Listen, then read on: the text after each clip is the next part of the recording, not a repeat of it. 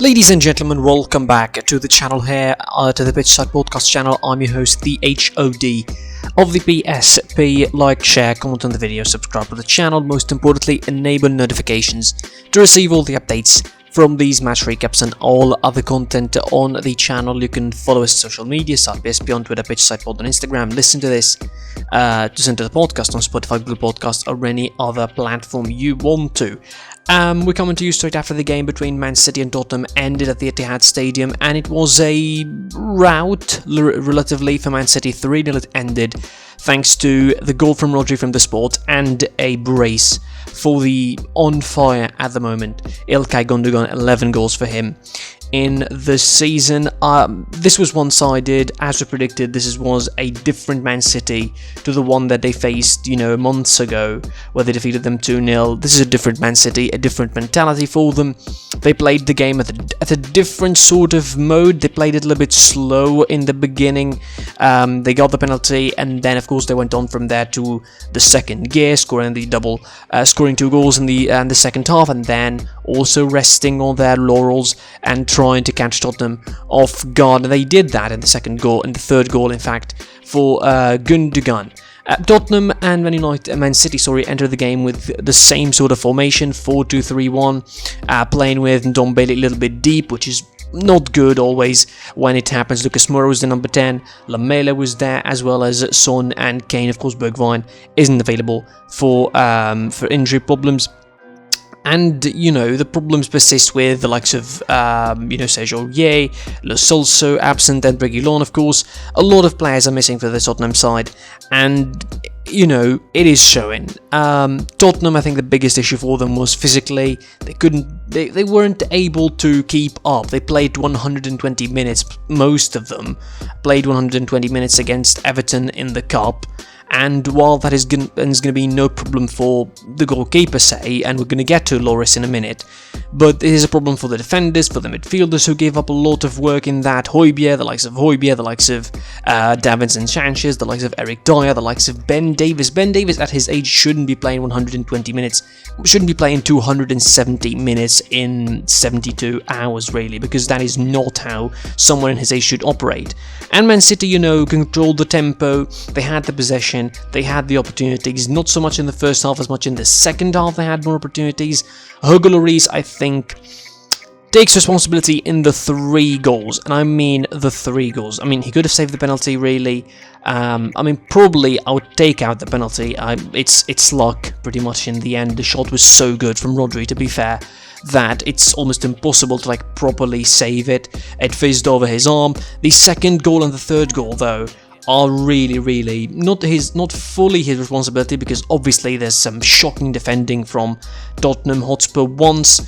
The second goal was too much ball watching. 6 players for Tottenham against 3 for City in a tight space like that, and they still get beaten, and Sterling still finds the time, the space, the opportunity to find that pass to Gundogan, and for Gundogan to find space to move and put a left foot shot like that in an angle where I think Lloris could have easily parried it away.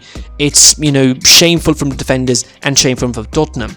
Also, the third goal was the Achilles heel, as it seems, for Tottenham this season. The long balls behind the defenders, which somehow they don't know how to deal with. Like Davinson Sanchez should have just barged into Gundogan, headed the ball away, and take the precautions, because 9 times out of 10, the referee is not going to give any kind of foul for that. If he had touched the ball, he would never, been announced as a foul. But Davinson Sanchez lets the ball bounce, gives Gundogan the chance to just nudge him away and take the ball, dribble past him, and it's 3-0 for Man City. And that the game is done afterwards. It's done and dusted. City controlled the time, controlled the space, controlled the play. They sped it up when they wanted to. They slowed it down when they wanted to, and they played their own rhythm, to their own tempo.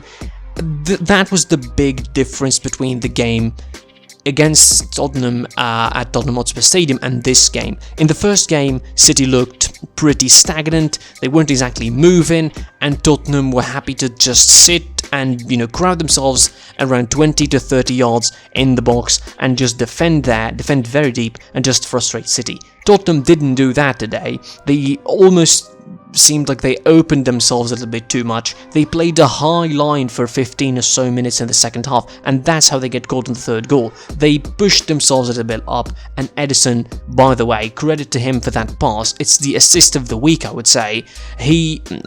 Probably would get beaten by his, Patriot in Firmino's assist to Salah early on against Leicester for Liverpool, but I think this pass is just brilliant from Edison. A good long ball towards Gundogan. Again, shameful defending from Davinson Sanchez. The goalkeeper, Lloris, should have done better there. And, 3-0... almost on second gear only. Like, Man City didn't need to go overdrive or bombard Tottenham with chances. Bernardo Silva, the likes of him and Sterling, seemed like they didn't want to take on defenders at certain points, considering that Man City again controlled the game and they had the game all under control, really. And Tottenham, were so slow. They were tired by the end of the game. It showed in the way they were playing. Man City was still pressing because they, divided sort of their effort throughout the game really, really well. And they were still pressing by the end. They were still playing really, really strong and fast, controlling the game. And because Tottenham spent most of the game running behind the ball, they felt completely exhausted. They felt completely broken by the end of the game. No player from Tottenham could have made a proper run. Even Gareth Bale, who was brought in like in the 72nd minute of the game, he felt exhausted like 10 minutes in, because he had a good chance, to be fair, dribbling and having some nice footwork, but aside from that, Tottenham didn't make anything significant in the game, aside from a beautiful free kick from Kane early on in the first half, and that chance from Gareth Bale. Nothing big standing out for Tottenham in the game. This is a victory that propels City to 13 points ahead of Liverpool, as I mentioned on the table, 7 away from their closest rivals in Leicester City, who defeated Liverpool earlier, and they're getting close to a Premier League title. Let's just admit that it's not going to be a title race. It will be a title chase. It will be a chase for probably the second, third, and fourth spots for the Champions League.